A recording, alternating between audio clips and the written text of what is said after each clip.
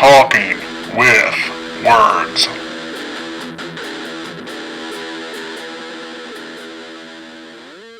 Welcome back to Talking with Words. You're here with Rob, Sally, Aaron, Adam, and Ryan. And it is Aaron's birthday. Happy birthday! Hey! You're going to die soon. Tsunami. feeling 43 today. Feeling California? Wait till you almost. Or are you feeling Minnesota? For Minnesota. Tonight, I've been saving this movie because Aaron knows more about this than anyone else I've ever met. Yeah, I'm just gonna stick with that. I think that's fair. Yeah, you know? it is fair. Yeah. We're gonna watch Return of the Living Dead from 1985. Yes. And if you have not heard of this delightful film that is one of Sally's favorites, it's described as when two bumbling employees at a medical supply warehouse Ash. He's dying. All right, fair enough. When two bumbling employees at a medical supply warehouse accidentally release a deadly gas into the air, the vapors cause the dead to rise again as zombies. There are a lot of origins of zombie tropes in this movie that we're going to get into after. But for now, let's start with Aaron. Tell us some of the stars that are in this. Absolutely. We've got Clu Gulager, who is very famous for horror movies, being the dad in Nightmare on Elm Street 2. We have James Karen, who plays Frank, who is one of the employees at the medical supply company. Two first names, one male, one female. No, one female. You have Don Calfa, who plays Ernie. Ernie is the mortician / guy who runs the crematorium. Let's pick it up a little bit, bud. Tom Matthews, who's Freddie. There we you have go. Beverly Randolph as Tina, and then John Philbin and as Chuck, and Jewel Shepard as Casey. There you go. We get a special appearance by Miguel Nunez. And who Your directed this? favorite. Dan O'Bannon. Who his wife is in this, which we will talk about later. His wife at the time is in this. We'll talk about later. We need a parent's guide. Sally, would you treat us with your parent's guide stuffs? Of course I will, Rob. Thanks. Sex and nudity is moderate. So I really don't like how they do this new parent's guide. Violence and gore is severe. Profanity is severe. Alcohol, drugs, and smoking is only mild. And frightening intense scenes is moderate. What is? Friday and 10 scenes are moderate? Why? It's from 1985. Nothing scary in 1985. Yeah, but IMDb didn't exist in 1985. I know, but now they're smart and they know that in 1985 it's not very scary. So it's moderate. All right, you stick around and watch it, and you tell me if you think that's correct. Yeah. No, totally it scary. looks really stupid. All right. Is that the end of your piece? Anything you want Yeah, because I'm not going to read any trivia. Thank you. You just are looking for a fight all the time, aren't you? All the time. Fucking Does that sound like I could be in the movie? no. Like a praying mantis that fucks up mic noises. Anyone want to add anything? Ryan, you've seen this before? Yep.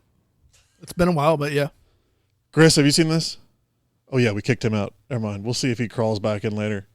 Taylor? Oh, no. He went back down to shit. That man. Where's Cam? Cam? Oh, let's do a special shout out to Cam. Cam is in New York, That's right, I believe. And, you know, his absence is felt. Let's have a moment of silence for Cam. Cameron would hate this movie. That was not very silent. You just shit on Cam's silence. Cameron would hate this movie, but that's okay. Cameron, I know you're going to miss this one, so we're going to watch it later. All right. You guys ready to go? Yeah. Yep. All right. We'll be back, you know, the normal shit.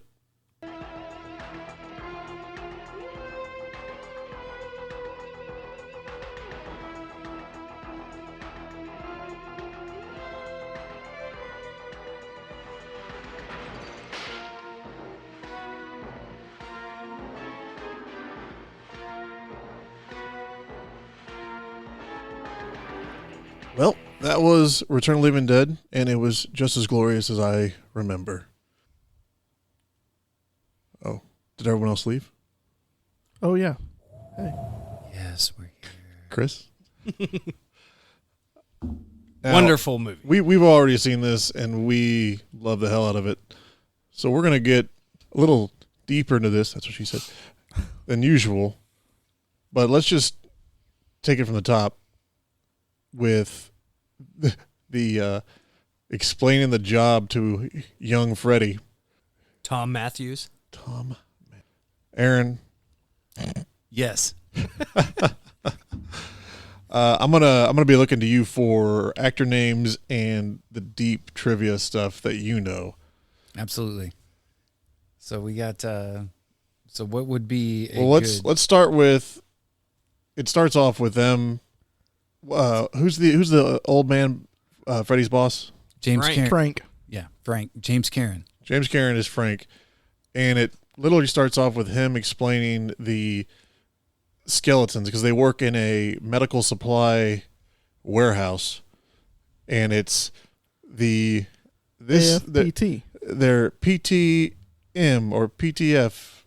Yeah, UNITA medical supply. Yeah. I have the paperweight over here that Winger is holding. Yeah. You need it, we got it. And then it also says none larger. Yeah.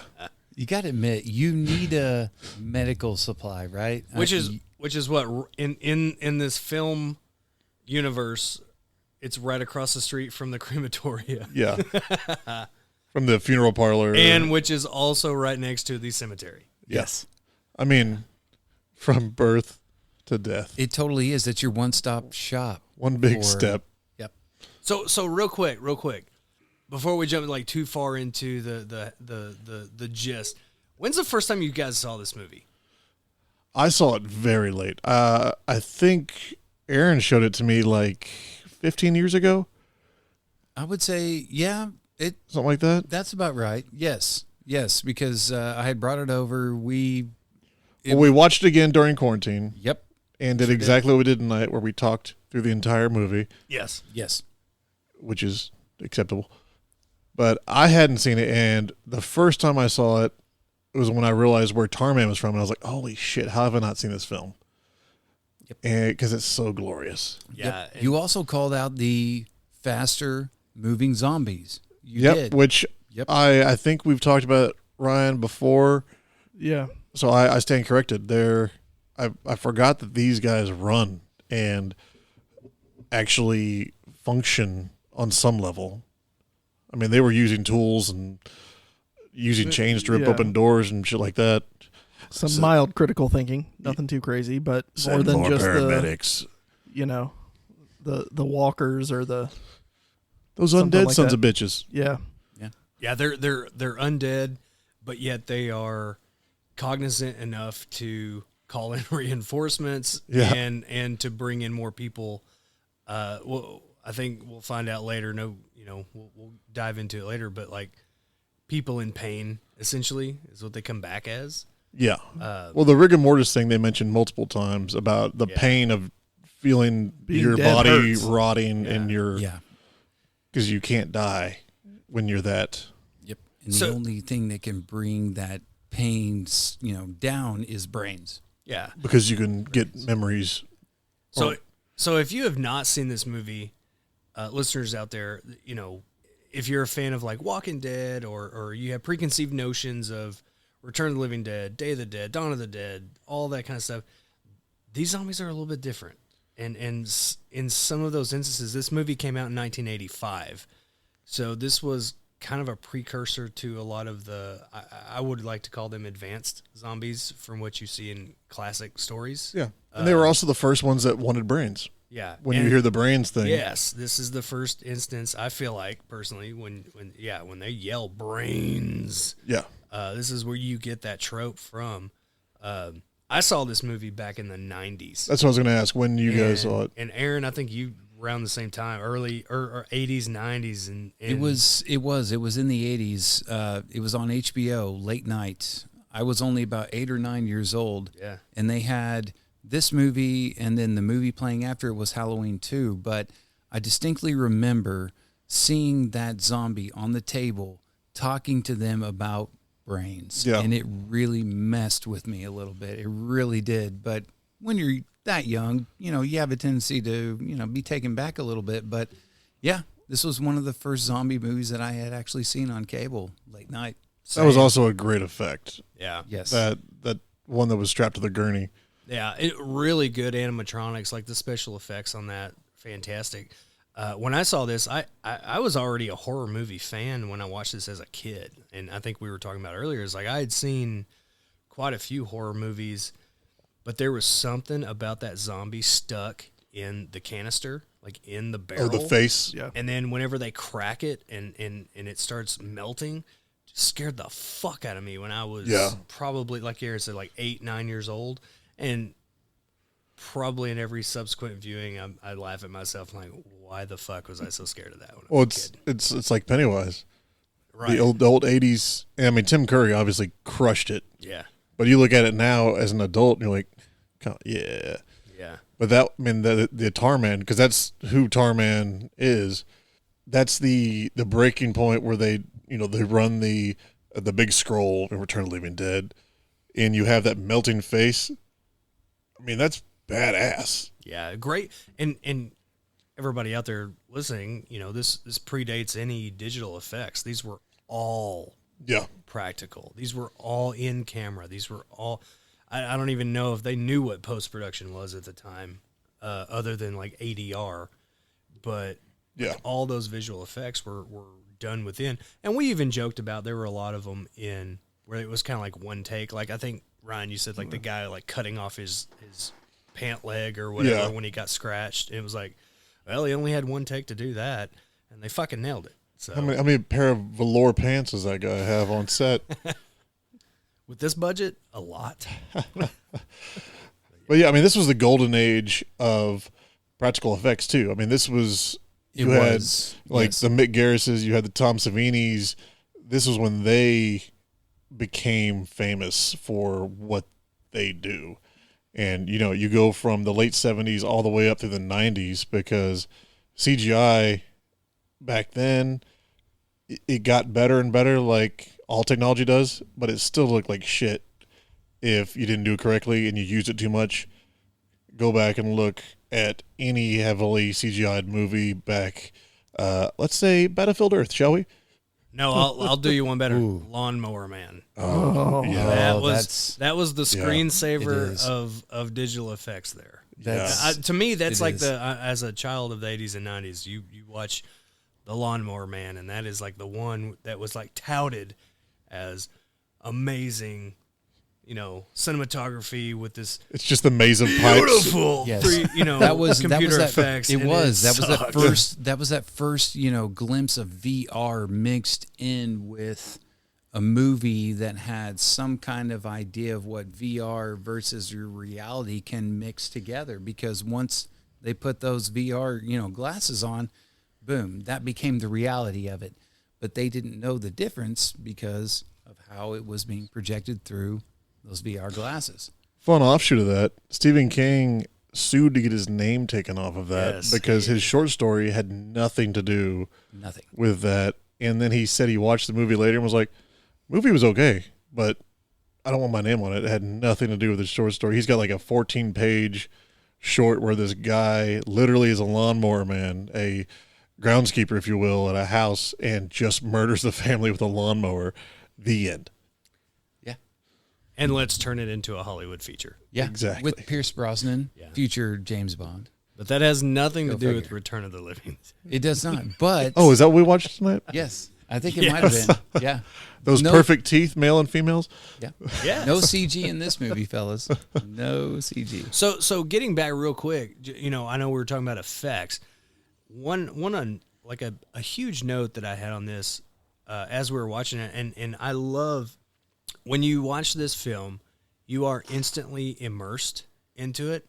You have no pretense, you have no reason to be, but the set design alone in this, the front office, Rob was talking about like the medical supply shop. I Yeah. think we said it was next to the crematoria. If you watch this film, this film has that very lived-in feel, like the office situation. It's got the wood paneling. It's got shelves in the background. Well, and all this shit It's in the got, background. Yeah, it's got the binders sitting on shelves. It's got like You got the calendar with the naked chick on it. You Yes. got the There's- chicken. all the way down to the popcorn that they're sprinkling into Yeah, the but there- to the crate. Y'all, there's a bowling trophy that's like in Yeah. the background, and it just feels like whoever. I think we even saw like the set designer in the credits. I don't know her name. These are those things where it just films from the 80s feels so lived in a lot of times. Yeah. And this is just one of those where it was like, okay, was this a set or was this really just a medical supply office? Just some don't random know. warehouse where they stored shit. Yeah. Which, to that point, I'm pretty sure I've said it before. That's the biggest caveat I had with the original Star Wars versus the episodes 1, 2, and 3. When you go back and look at those, I think Shay and I watched them all the way up to Force Awakens, and 1, 2, and 3. It's CGI. It's very clean. There's not any junk in the background. You It's go polished. back. You go back and watch that Jabba the Hutt sequence in episode 6. There is shit everywhere. It looks like this room. By the way, I'm a dirty son of a bitch. It is controlled chaos. Truth. But if you walk in here, you're like, what serial killer is lurking around up here? I have shit everywhere. And that's my example usually I give people is the difference between those two. Absolutely. In the morning sunlight, if you were in here and you slapped really hard on the cushion on Rob's couch, you would see those little dust flecks in the sun rays. Like that's the room we're in right now, ladies. So and one gentlemen. of the set designers worked on Reservoir Dogs. And so with that factory setting that we see, Reservoir Dogs absolutely, Another factory. there you go. Yeah. I think there is a lot of nuance between the two when you see it. So setting aside, what's the catalyst for this movie?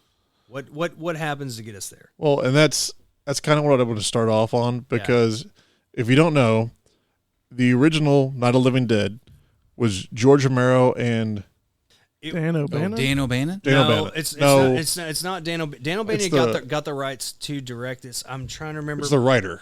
It's the other writer. They split the rights And to the book. George was able to keep the dead part of it. So you had Night of the Living Dead, Dawn of the Dead, Day of the Dead, Land of the Dead, and then John Russo.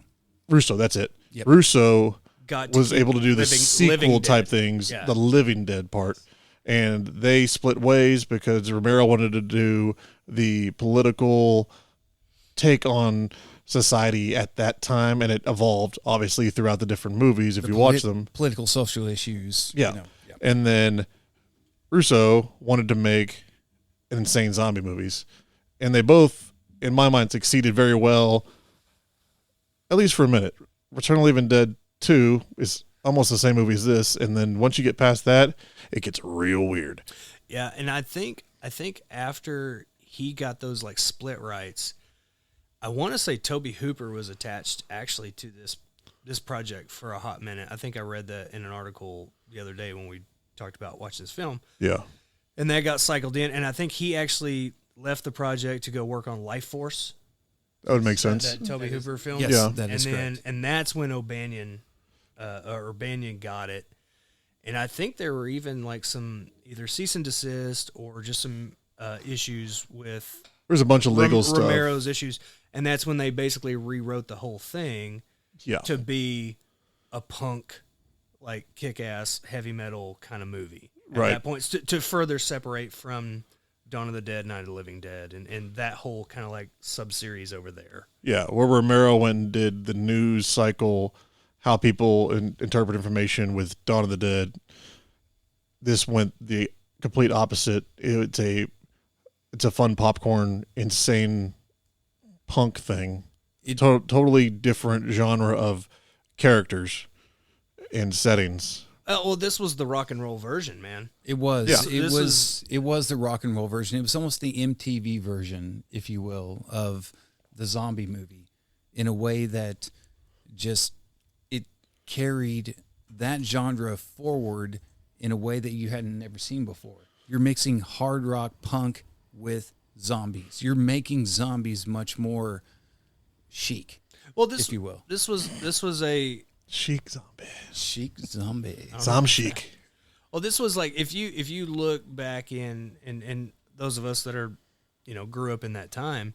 If you look back and you were to say, all right, think of a film or a couple films where when you think of like 80s punks, or 70s, 80s, 90s, like the punk, like that kind of like, what does that kind of feel like?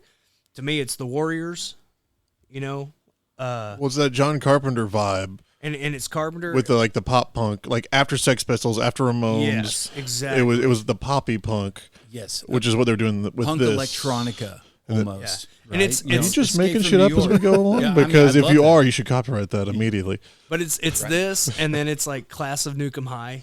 Oh. Yeah, the like- trauma films. like those Yes. trauma films. Yeah, have Yes. those, Ryan's like that. creamy I kind of- ass love pants Lloyd. right now. I love Lloyd Kaufman films. They're great. Fuck yeah, dude. Lloyd is so good. Yes. But also, like, when I hear this soundtrack, it's 80s fun horror movies. Oh, yeah. That's what you think of immediately. It's like a slightly electronic John Carpenter type. Yeah, I mean, with John Carpenter, you have a slightly different vibe. Especially like in the Mouth of Madness, it has that almost rock Yeah. guitar piece to it. This is taking that John Carpenter piece, adding pop punk into it, Yeah. and then when you're watching it, you have the dude with the chain on his stapled to his face, and you got the she's taking her clothes off again. Get the lights, like that kind of shit, and it's fun. It's not supposed to be scary.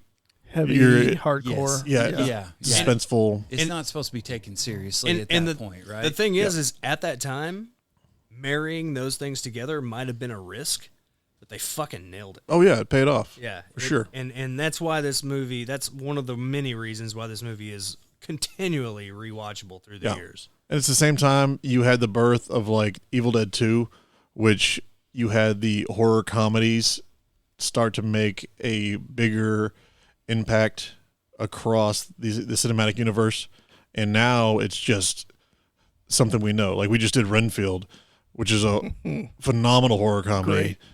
Those wouldn't exist without someone taking that first step like this and be like, you can have fun as long as you do it small bits and it's you got to don't be tongue in cheek, right? Yeah. In those spots. you can't have it all horror and you can't have it all comedy, but you can't lean one way or the other too hard, which Just got to sprinkle it in there randomly. yeah, a little sprinkle. Absolutely. Well, there, and there has to be a fine line. And we're in those years right now, like when we were talking about like kind of the heavy metal horror. This is what 84, 85, and we had what Nightmare 3 was the Dokken Freddy, and then we had I think was in this time frame. We had Jason Part 6 was also in this time frame. Is it that? Maybe the Was it year that late? after. 6? Yeah. Damn.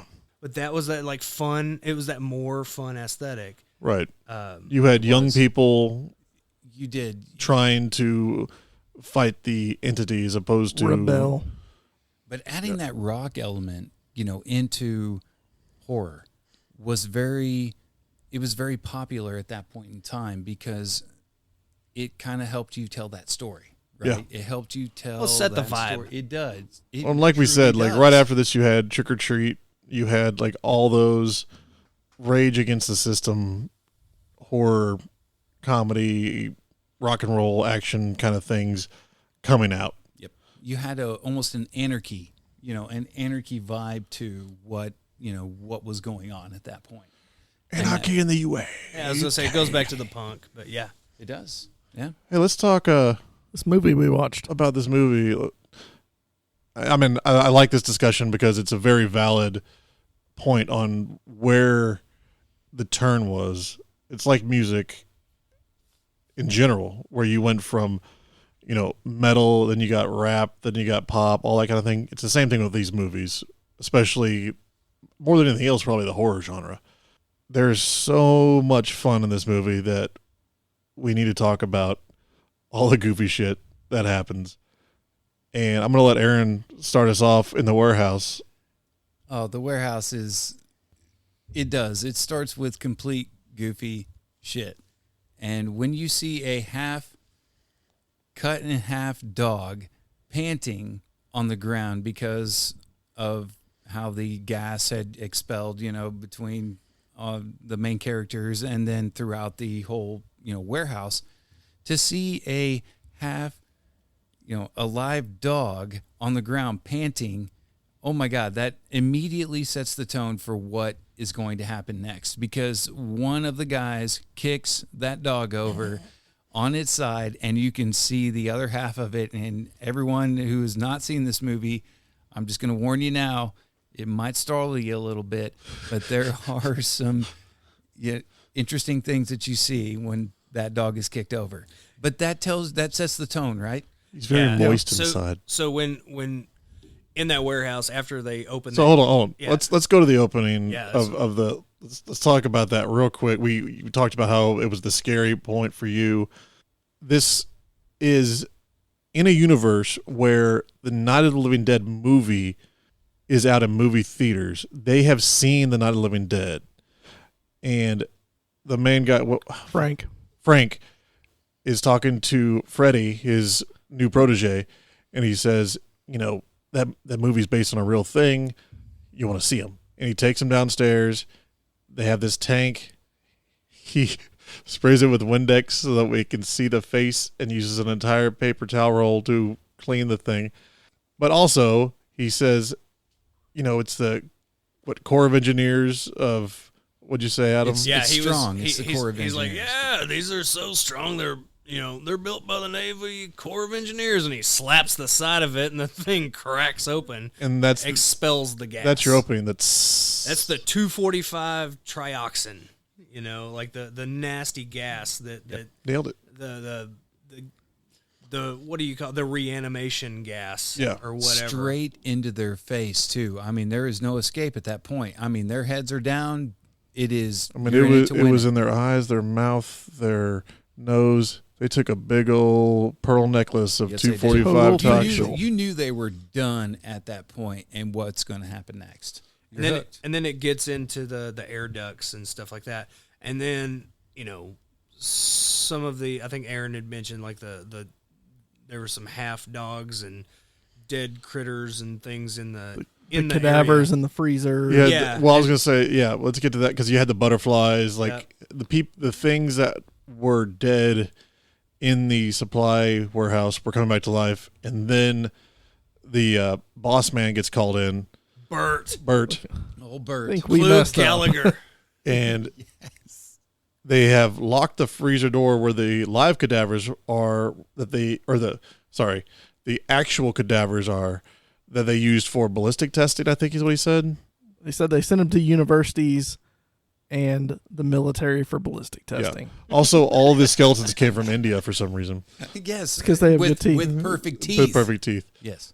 And when Bert gets there, that's when you have your first run-in with the living dead. And it's a yellow naked man.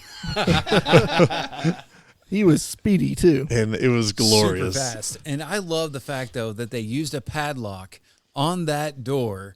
And Bert is calling it out to Freddy. He's not going to open that shit. Exactly. And then finally he's 4 to the left, 10 to the right, and then he clicks it. And then when he does, and that door pops open, that zombie goes straight for Bert. That because naked, he's the yellow, only hairless one man. who is Yep. alive. Hairless Joe Jackson Hairless just Joe took Jackson. off. Holy smokes. I mean, He dicked Bert right in the chest. I mean, well, he did. He put him straight to the ground. it was Start choking the bitch. fantastic.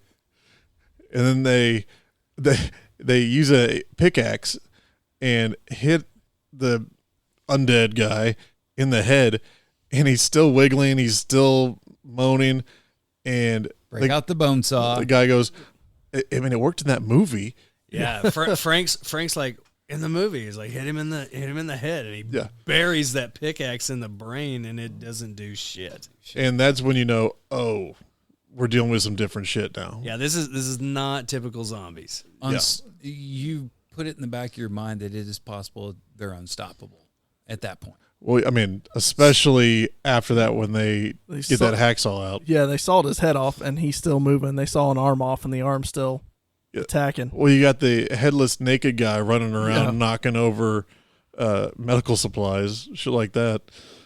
It's just a great way to show you you're fucked. Yep. Because once you realize, oh, we took the head off, we hit the brain, we chopped the arm off, and it's still going after him. Yeah, that's not a great thing. It's a bad sign. Yeah, this is one of the worst versions of zombie apocalypse, other than like World War Z or Resident Evil, that you can get into probably, because they can talk and reason and they won't fucking die. Yep. I mean, those rabid And weasels. they're fast. Those Rabid rabid weasels. weasels. Well, that's the thing is then they go and talk to Ernie, the guy, the coroner guy. Works at the So crematorium. before that, I want to talk about Trash. the punks. Well, I mean, we're gonna get to trash in a minute because we have to. Oh, trash is so good. But we have this random flash to Colonel Glover, who is obviously husband of the year. Damn it, Ethel. Clearly, This he dude enjoys good scotch and making fun of his wife. comes And lamb in. chops. His wife's like, "I made you pork chops." "I had pork chops for lunch, Ethel. God damn it!" Just a huge piece of shit, and he's a piece of shit the entire time. I mean, he's only on the screen for like 5 minutes total. He goes to this big ass armoire, Armoire. which has a 90,000 pound computer in it, and it's State of the art for the 1980s. the old school printer. Well, I mean, yeah, it was crisp. Very crisp. And then, after bitching at his wife for a while, decides to put on his jammies that have his embroidered fucking name on them and go to sleep. And then we don't see him for the rest of the movie until the very end.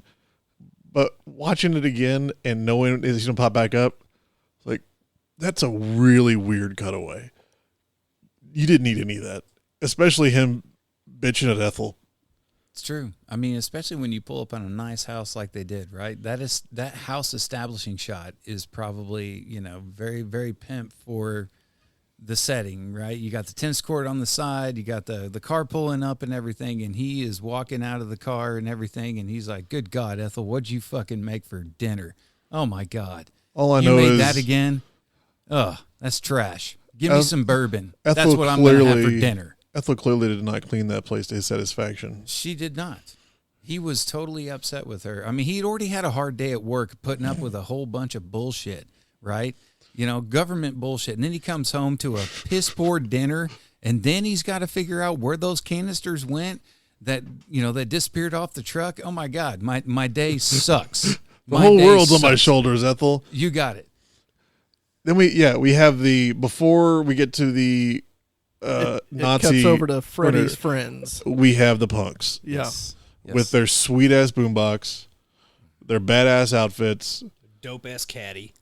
Yeah, but the windows don't roll up Yeah, the because he windows- accidentally fucking busted them out. Whoops a daisies. You had Roy Rage Bill. It's a group of friends that decide to just on a whim say fuck it because they're punks. That's what we do. We're gonna crank our tunes. We're gonna roll up into the Resurrection Cemetery Resurrection Cemetery. and go fucking party. Well, We they didn't were already- waiting on Freddy. Yep. They were trying to get Freddy to come party after he got off work. Yeah, And the whole time they're like, "Really? That douche got a job? Who gets a job?" the one, let's call her a square in that group, Tina, was waiting on Freddy. She didn't quite fit the group.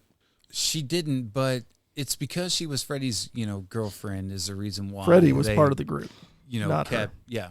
She was. Kind of she- kept her around. She was there by default. Yeah, and Freddie Yeah. fit right in. I mean, his Letterman jacket said "fuck you" on the back of it. So I thought it said "Lucky You." no, I Did it thought fuck you? I thought it said "fuck you." That's even better. Those And sweet he had an red earring. suspenders. An earring in Did. the 80s. Yes, That he means I hate my dad. And most religions back in the 80s. And I have a theory that I don't know if I believe or not, but Oh, channel your David. I'm assuming that Freddie got that job because little Tina was pregnant with little Freddie and they all died together. Well, he did take a job at a medical supply company technically. So that holds water. I didn't see any hangers in that medical supply I didn't either. warehouse. No. So they're going to do what God wants and have that baby. Must no do matter God's- how dead it is. Yes. Or undead, I guess. You got to do God's work. Yes. I might have to cut some of that. I'm not sure. I'll think about it later.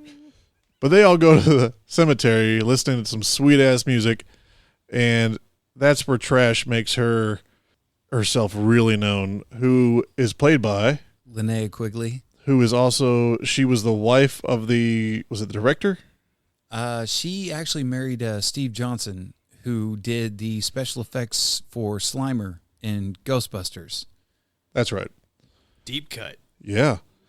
And she, at this point, it was like her 19th nude role, and she was like very comfortable with it. So when they asked her to do it, she was fine.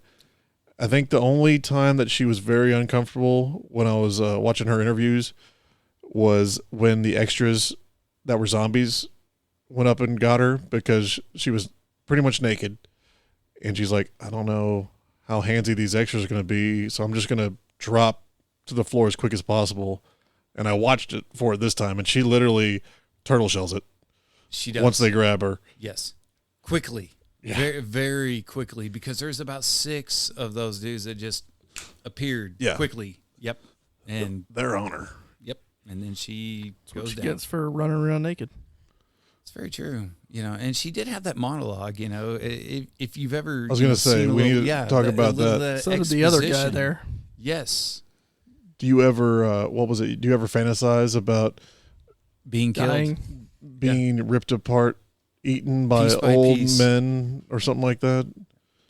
Being Fitting. ripped apart piece Every day, by lady. piece. Every day. Anyway, she gets naked, starts dancing. Is that an Uncle Steve reference? Yeah, Uncle Steven taught me that originally. Chocolate rain. So she's up there dancing, and this is about the same time that we have Yellow Naked Man doing his thing over on the other side, and they can't kill it, so they go, oh yeah, Ernie's next door. His lights are on. Let's go see what that Nazi's doing. And I think Tina's the one who sees Freddy. It's like, is that Freddy going over there? Yeah, hauling a Yeah, carrying a gurney What looks kind like of a thing. bag. Yeah. bag. Yes, Full bag. of- Yeah, absolutely. Bagged body parts. And let's take a minute and talk about Ernie. This is he reminds me so much of Raul Julia. He's got the sunken eyes, and even just his mannerisms remind me of him. But when we meet him in the film, he is listening to Nazi propaganda on a Walkman and shoving a embalming needle in the chest of a man and just having a great time doing it. And sipping his nightly coffee. Yes, he is, and working out that rigor mortis. Right? Indeed. You Got to move those elbows. have to, And don't we all? Freddie and Frank Frank. And Bert. and Bert. And Yeah. Bert.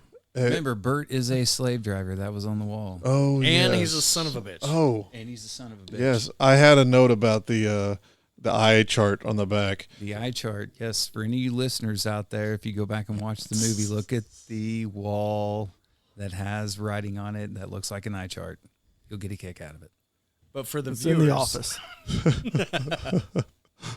And those viewers too. They go in. He's listening to his Nazi propaganda. He can't hear him when they're yelling at him. And finally, Frank goes up and taps him on the shoulder, and he pulls out a Luger that he just randomly has on his hip. I guess all the time. Pearl handle too. Yeah, I did like that touch. Yeah, he's packing He- heat the whole time he's there with a. I mean, it is a nice leather Yeah. strap. Like, He's got a what the gunslinger. fuck are you wearing that daily for? Yeah, in your job. That's awesome. The way he had it holstered just looked uncomfortable. And it was it down on his right hip. and it with annoyed me because it was backwards. the handle pointing out, so you have to cross draw. Yeah, it's a down cross to draw. almost your knee. It's the most ridiculous thing Yeah. ever. So in you the noticed wild, that wild too. west. Yeah. As low as it was, it should have been a normal draw. Yeah, because That's That's not even that effective. it's not, because when Nazis always keep it on their shooting side. Yeah. When Bert comes through the door, I mean, he is so slow on the draw after he startles him, right? He is so slow on that draw that, you're not going to deter anything. Taylor, did you enjoy the Jew jokes in this movie? Oh, man, I guess he's still shitting. All right, we'll skip Taylor for now. Where the fuck are we? He's Yeah, asking Yes. So we're Ernie for a favor. Yep. And trying to get this favor without really explaining what's going on. And the best excuse they can come up with was, well, it's rabid weasels. Rabid weasels. Yeah, so they have a bunch of small baggies that are all moving. It's still the body parts of the cadaver, the activated cadaver that they've cut up. But yes, he says it's rabid weasels. He's like, what the fuck do you want me to do about that? He goes, I'll go out and shoot him. Yeah, Like, yeah, oh, he they're was too literally- rabid. He was ready to take that pistol and use it for God's work at Well, that point. You can tell, like, He's been waiting on months for a situation he can use that thing. you can tell from then, like 20 minutes ago, he was drowning cats in the bathtub. Like that dude, he's been busy all night long, and he was just looking for something new to do. Yeah, yeah. I mean, rigor mortis to me, it's just boring. Give me something to shoot at. And he finally, the slave driver, Bert, Bert.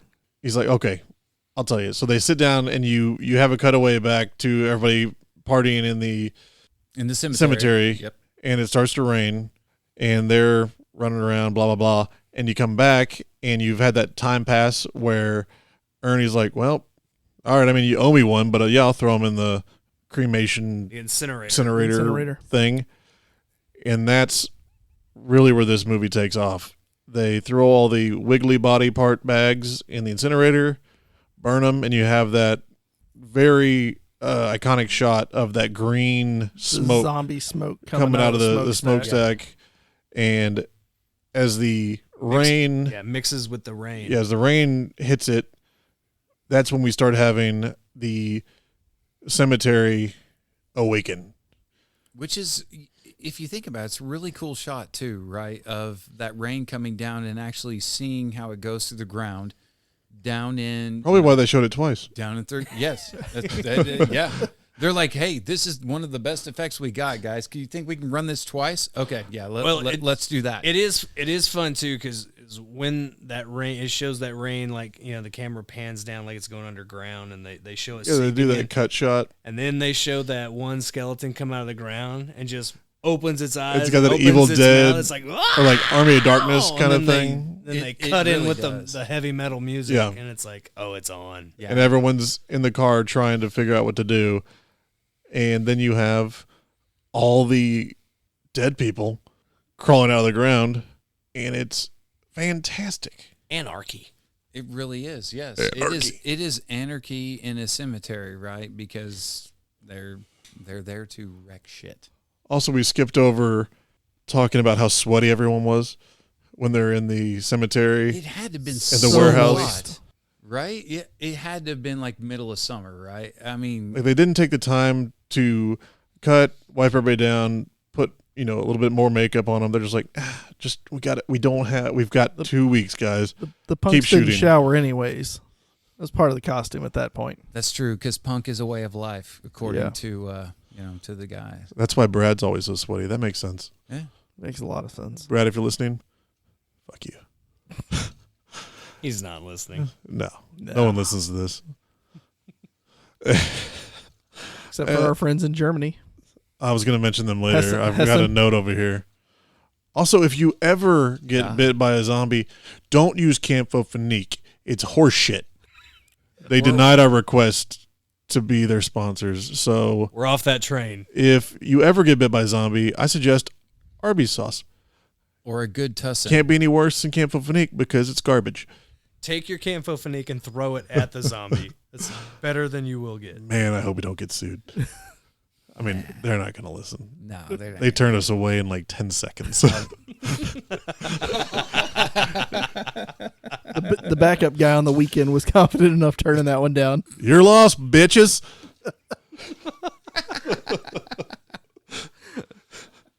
So,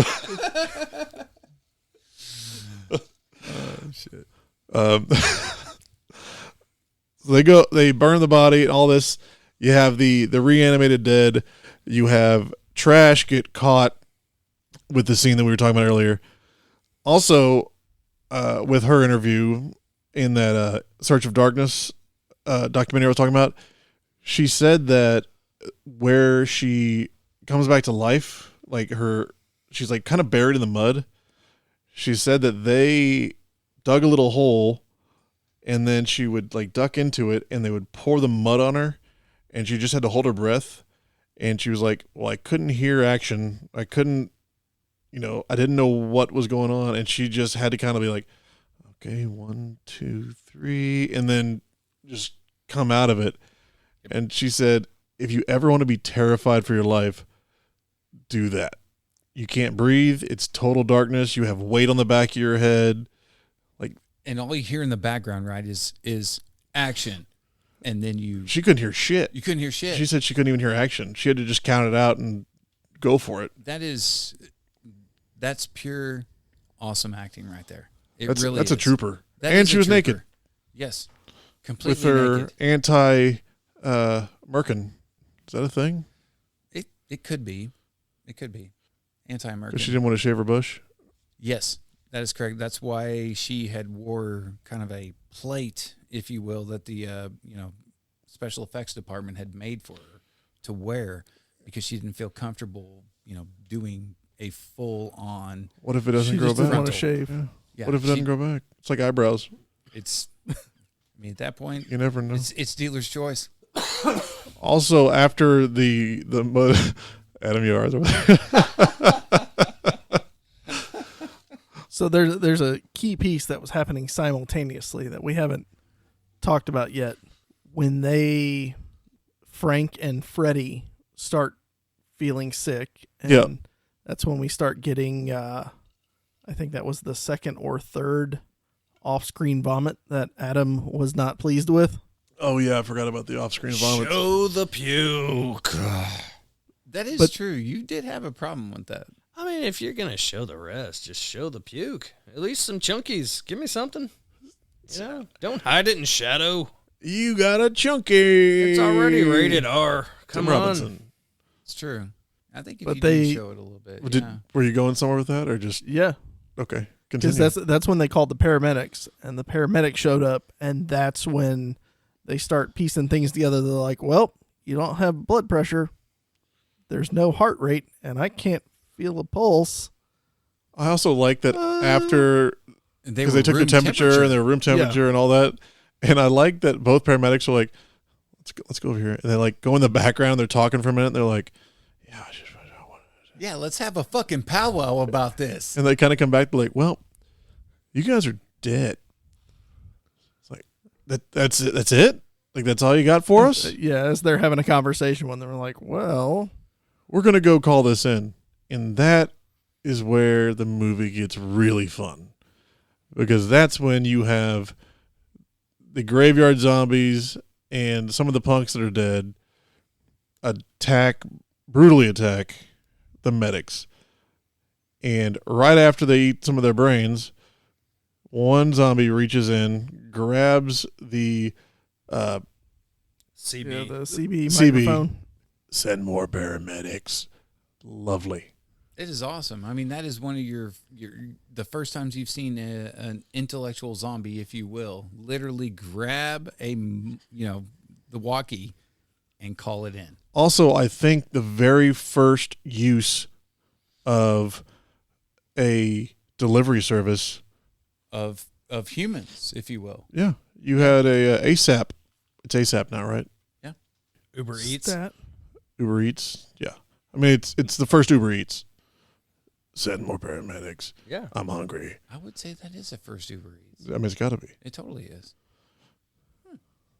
It's no Pizza Hut. It's not. Also, now I'm going to try and do Pizza Hut. That'll be worth it. Have you been eating my zombies? Try some Pizza Hut. It might. I'm going to have to work on that one. Actually, it would be Pizza Hut, the official sponsor of Return of the Living Dead. Oh, no, that's way too legal. That is totally legal. Yeah, You want to get Do that. stuffed?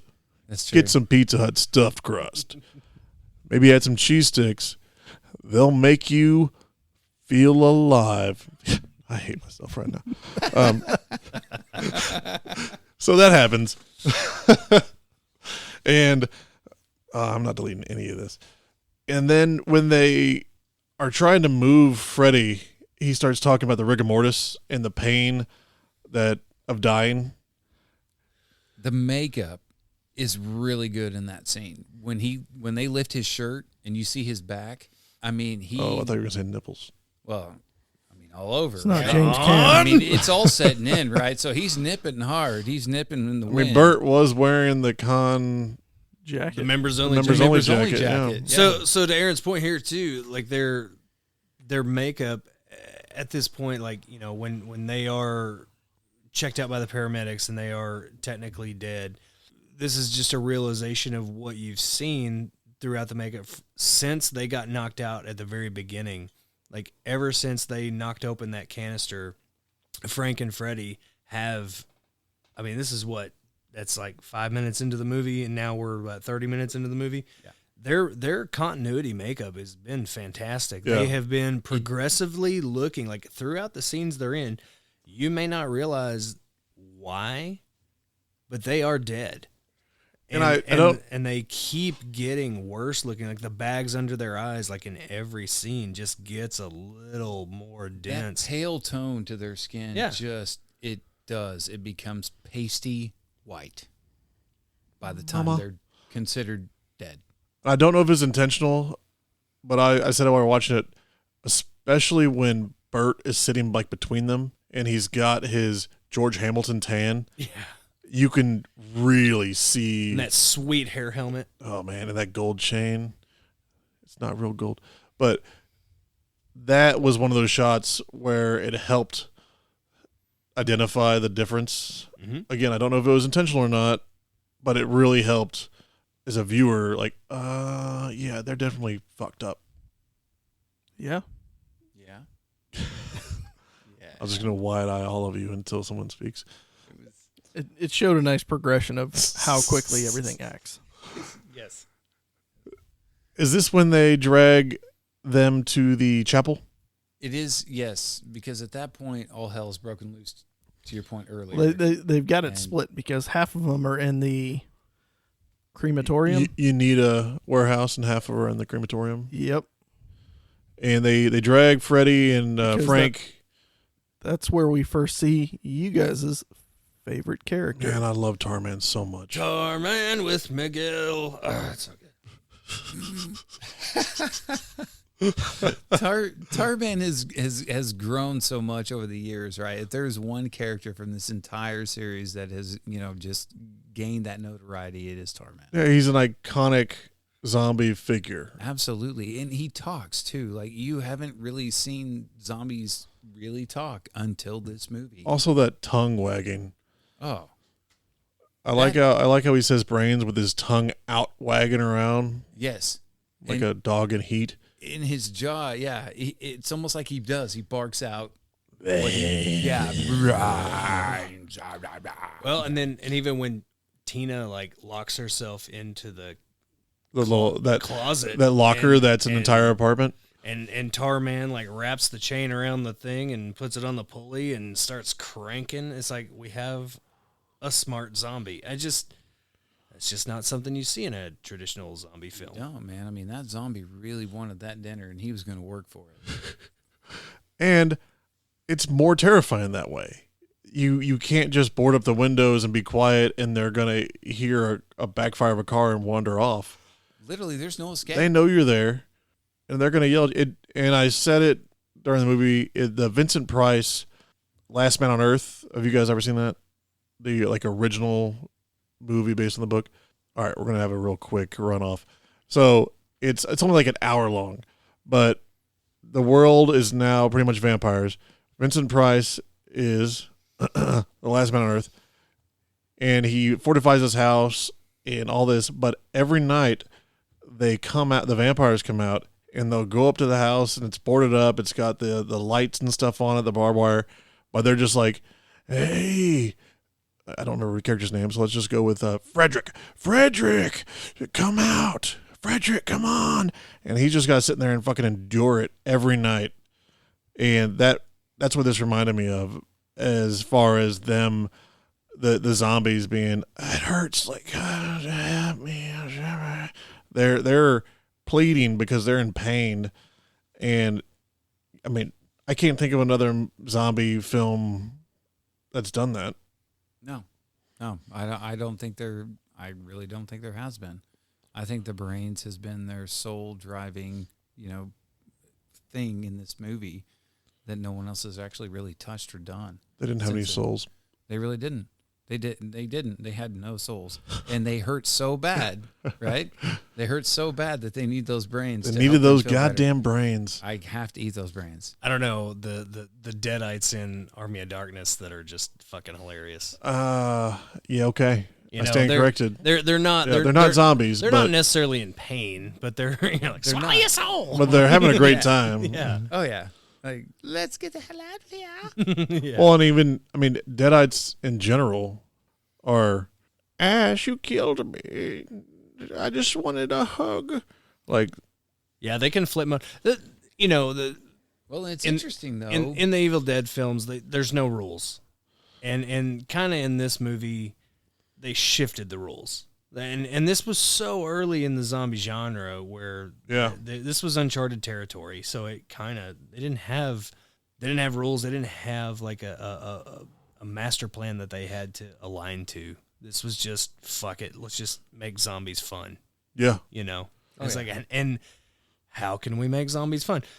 I could see the same way sitting in this meeting.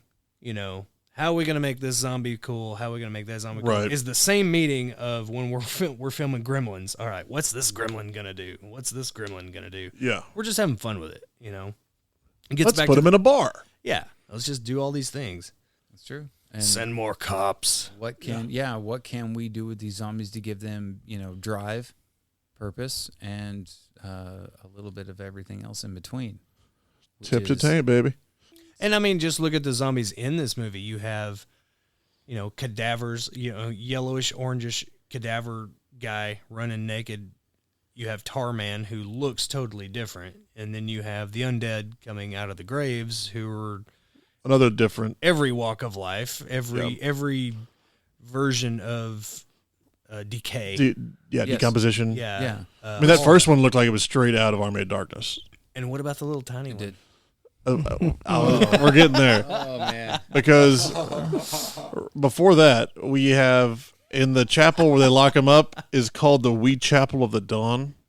I don't know if that was a stab at Romero for Dawn of the Dead, or if it was just a goofy name for a chapel. I would say that I mean, it would make Yeah. sense that that's him just like poking Romero, it would make sense. since they didn't like each other at that point. But before we get to the only part of the movie we rewound, they get little green pine pink hair girl that they attach to the gurney. Yeah. The half corpse. The half woman. And Excellent special effects, too. oh, it looked great. And that's where you have them like talking to her, and she's like, I'm in pain. I can feel myself decomposing. And she kind of explains a little bit of what's going down. You would call it zombie exposition. That's true. Buck, yeah, you would. Yep.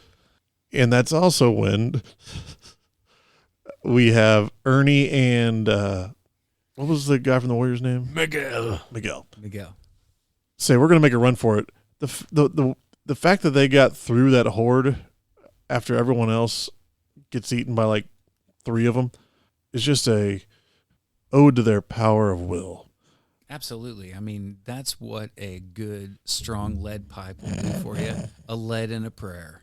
Man, my grandma tells me that every time I talk to her. But Ernie goes around the back of the ambulance and Yes. he's going up and he hears something because he's leaning into the ambulance, and he closes the door and looks down, and there's a zombie eating some brains, as they do. And he freaks out, shoots at it with his Ruger, and this thing pops up, but it doesn't really pop up because it only has about 6 inches of leg, and it runs after him, and it's my favorite scene in this film. I think after we watched it the second time, all of you will agree. I have in my notes. I just have here. I said he's got little legs. And also, like, you can tell that they filmed that chase and they had to cut it because he fell. Yes. Like, he Yes, slipped in the slipped grass. in the grass. Yes, he totally did. Which, oh my God, it was so fun. Like, I want to watch it again right now. I want that to be a GIF on my computer. I was gonna say, how is that not meme worthy? It's got to be out there somewhere. If nothing else, just look up little tiny zombie chasing Ernie. Yeah. It's got to be out there. When you're so excited to eat the next brain, you slip. Well, I don't. Did he have peg legs? Like, did he? Yeah. I mean, it looked like it. did. Yeah, looked like it he was had just peg bones legs. coming down, think he cut had off right above feet. the knee. Yeah, Right? it was. Yeah, right above the knee. And I want to know, was it a little person or I a think kid? it was a little person. It might was- have been a kid, but if it was a kid, it was a kid that didn't have feet. So if it was a little person, they didn't have feet either. I don't think they had feet. I mean, I think was that's why they stumps. I think that's why the stumps busted ass. Like props to the actor on that, but fuck, that was hilarious. Oh, it was so good. We rewound it and I want cue to it back I up. want to quote it because Adam says, "Rob, I almost never ask you to do this, but will you please rewind this part?" And we immediately watched it again and giggled like little ladies. And is this when Miguel and Bert try and make a run for it in the cop car Yes. right after this? Yeah. And they, It is. I mean, they don't know how to drive through people. Yeah, and Miguel's name in the movie is Spider, but to me he's just Miguel. Oh my God. He is I've been just saying Miguel. He's just Miguel. It's just Miguel. Yeah. I'm not racist. Yeah. It's Spider. But I love when they like run into that wall. He's like, "Move your ass, honky," and pulls him out of the car. It's like, yeah, this is an 80s movie right here. We're going full honky. And I think right after that we shoot back to the very stoic Frank. Yes. Who He's starting up the incinerator. Yeah. Yep. Because he's done. You know, he is out of the two, he is probably the strongest, character out of the two because he's got faith and he shows it in that shot.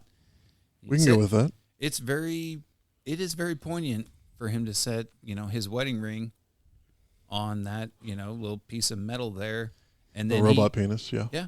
And he pulls out the tray for him to hop on, and you can hear the sizzle from the sound effect, right, of him pulling it out, the sizzle, it just his hands, and he's like, and then just hops on it and just pulls himself in. I did like how he pushed himself in feet first, rookie mistake, and then Always go head first. reached out and pushed himself in and hit the butt so mean- it would close.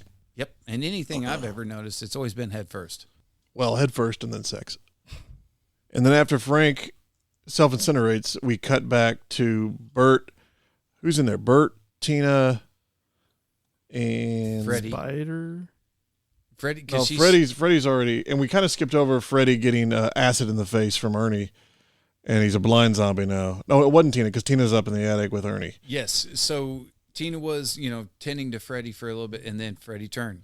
I also like, and we talked about this, when they put Frank and Freddie in the wee chapel of the dawn. Tina was like, "I gotta stay and tend to Freddie." They're like, "All right, fuck you," and they just locked her in there. Yes. Like they didn't even try and no, come with us. He's no. Like, all right, bitch, you can die. Yeah, no, they straight boarded that fucking shit up. Yeah, I like they were that. done with I it. like that part. Yeah. Probably for the really wrong reasons, but I loved it. Yes, then we cut over and Bert is trying to call for help, and they get 2 different transfers for him to get back to our wife beater, Colonel Glover. Colonel wakes up and he's like, "Oh, what is it?" And he pulls out a pen or a notepad and a pencil. He's like, "So what happened?" Writes down. "Okay, what happened after that?" Writes down. "Oh, and then they did what?" Writes down after that. If I was on that phone, I'd be like, "Motherfucker, help me. The shit's out. We're dying." But he's just like, oh yeah, and then what happened? Oh, where did you go after that? Yeah, okay, all right. Well, at that point, they kind of already realized they're screwed, because before they got transferred to the general, they call the cops. Like they call 911. Oh, I skipped over that. And as they're like, hold on, I'm gonna put you on the phone with the commander on the scene or whatever it was, and they're going through it. No, we have it barricaded. What the hell's going on fine. in there? Yeah, And then they call the number that's on the side of the canister. They finally, But when they're talking to the cops, to Ryan's point, they hear them. They hear all the cops just get demolished immediately. yeah, Yep. the cops And like, he's what are you just guys like, doing in there? yeah, because he didn't. Yeah, because Bert's like, oh, I don't know what Lets to everybody do. else hear what's Yeah, going he on. holds They're up the like, receiver. Well, guys, Yeah, Which, if you don't know what a receiver is, they used to have these old timey telephones where you had to hit these buttons that were the numbers, and you had to pick up this big block that looked like a robot dildo, double sided, and that's what they were talking into. You put your ear on one side and your That's mouth on the other. that's for all you longtime listeners. Did you just out there. come from Boston? What? yeah. No kidding. Does she like Pepperidge Farm too? Oh my god, I love Pepperidge Farm. I'm just glad the penguin joined us. Seriously.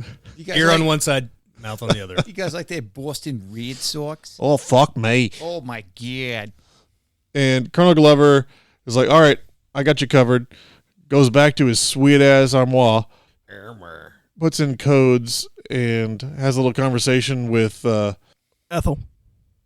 Well, no, he tells Ethel, like, shut the fuck up, bitch. He's still on the line with Bert, and he's telling Bert pretty much to just stay where you're Well, at. he said stay there. Hang Yep. tight. I'll take care of this. Hang tight.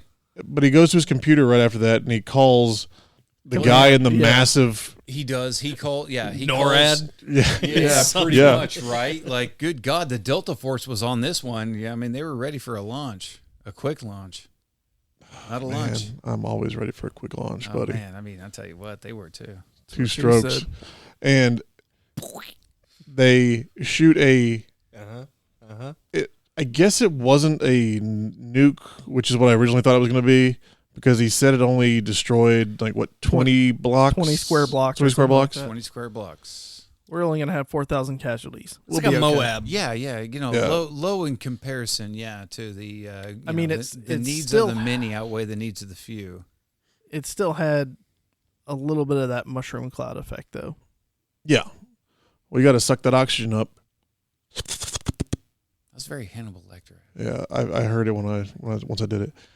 He calls his boss or whoever, and he's like, "Yo, we got it covered. We took care of it." And then you cut back to the 20 blocks, and it starts raining again, and we recycle a few shots because The that best budget ones. was fucking gone. So we have the rain coming down With that dry we talked about bones, earlier. dry bones coming up from the The Army Darkness Coming out bones of the popping grave. up. Yeah, totally. Yeah.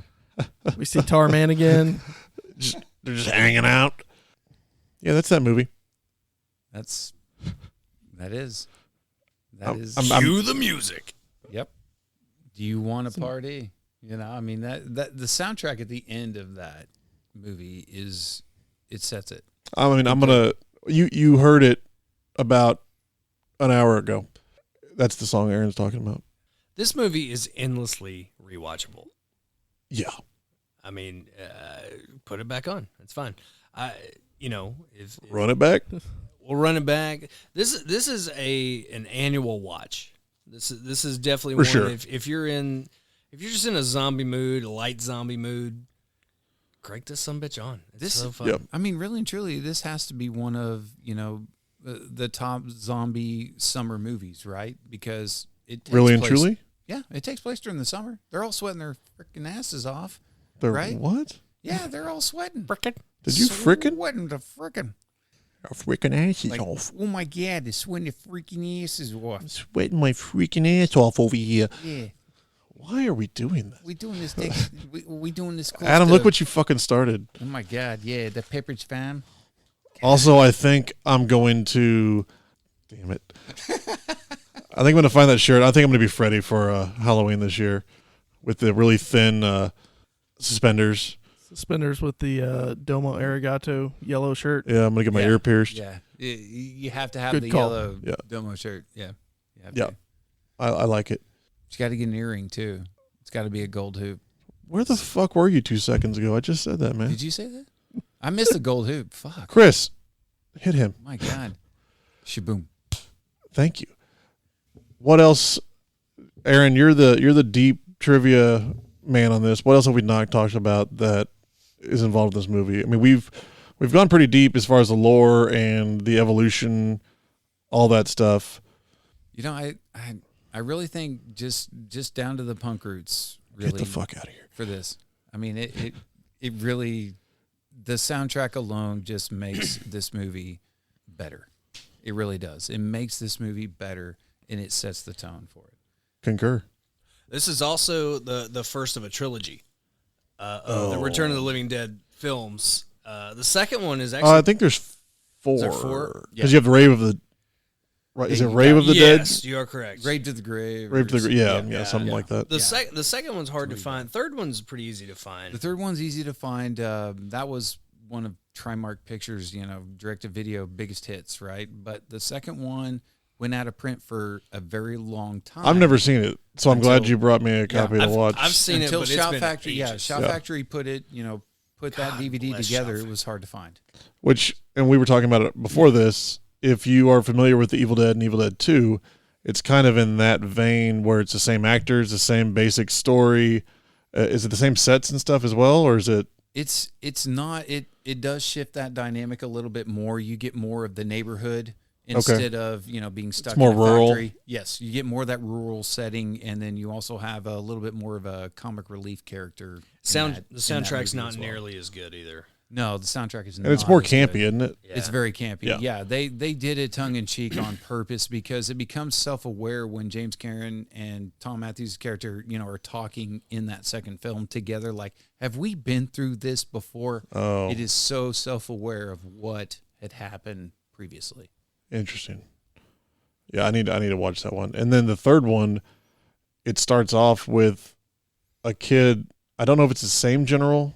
It's the guy and his girlfriend like going to the military base, and like the general dad is like doing experiments on these. Like, Yeah, and fucking she gets dead. infected. She does, and then she gets naked and gets all kinds of like glass shoved. She through gets her. naked. Oh yeah, she does the body horror. Yeah, it's deal. the pain makes me feel better, and Yes. she ends up just looking like something from Hellraiser at the end of it. She said the pain actually subdues her wanting to eat her boyfriend. Yep. Great premise. Yay! Anything else we need to add to this sweet ass podcast? Just another dude, Clue Gallagher, bad motherfucker. Bert is an asshole and a son of a bitch. God damn it! Wasn't that the? Yes. Yeah. There's nothing better than when you see Clue Gallagher in a horror movie, he is going to say God damn it at least 30 times. Oh, he is, or son of a bitch. Or son of a We should have counted because I had at least 8. that was That's half of no his word. half of his dialogue Yeah, was goddamn it. I think yes. He's- Lots he's- of GD, man. He's I mean, also yeah. he's also Jesse's dad in Nightmare on Elm Street 2, and it's the same character. It, Same it thing. totally Good. is. Yes, because he uses GD. I think at least 10 to 15 times. God damn it, Jesse! Yeah. Good donuts. I bet you put cherry bombs in that damn freaking bird, didn't you? I bet you did. You guys want a hamburger? Oh man. I also want to thank, before we finish this thing off, Cheetah Graphics. They did a bunch of merch for us. They are in Bentonville. You can find them online. Kim's awesome. Yeah, he will. Kim rules. You know Kim. Yep. Yeah. Check them out if you need anything as far as printing goes. They have been really good to me over the years. And if you need merchandise from any of this, buy it from me on my website and I'll send it to you. I don't know where I was going with that. I also want to thank, How are they going to get it from you? Where can they get that? Where can they get it? man, it's like you guys know what I missed in that little segment that I just fucked up. Because I'm fucking excited and I want to know where I can buy it. Go to robgilchristbooks.com. I have a bunch of stuff coming up. Adam is actually working on my logo for my production company right now. We're going to be doing a bunch of new stuff. The Saturn books are available everywhere. Tides books are available everywhere. If you like reading with your eyeballs, go check those out. There will be audiobooks available for at least one of those soon. My short story, narrated by the delightful Lauren post is on this website that you're listening to now, whatever you're listening to this podcast. It is called Dr. Nicholas Wright. Oh man, I'm glad I pulled that out of my ass because I was about to have to look it up. It's your own fucking story. I Don't you fucking- write so much shit. I that can't was remember good. anything. You totally cold. You did. You pulled that out. Cold? Cold. You done cold that one now, It's do you? cold. It's cold. It's cold. I also, again, we've mentioned this multiple times. I don't know why, but I'm glad. Hessen, Germany is like 5% of our listeners. Thank you. Even if you're just pirating this shit and sending it to somewhere else, continue. Thank you in Deutschland. We're fine with it. Deutschland. Deutschland. Anybody else we need to talk about? Oh yeah, Camp Fonique, go fuck yourself. Pizza Hut, stuffed crust is delicious, and if you order an 8-piece wing with it, it is a delightful treat, and if you eat all of it, you will sleep like a baby. And ladies and gentlemen, if you ever come across a random canister with a 1-800 number on the side of it, just leave it be. Chug Walk it. away. As I'm saying dumb shit, anyone else want to add anything that we're missing here? Adam is looking like David right now, like, I'm fucking done with this. All I can think of is listen to more Talking with Words. And I really think the only thing that would have made this better, Ryan, is Skeletron. goddamn right. Thank you for listening. Talking with Words. We're everywhere. Tell your friends. We're getting bigger and better, baby. And I don't know, some random thought. Charlie, make me stop talking. Are we recording?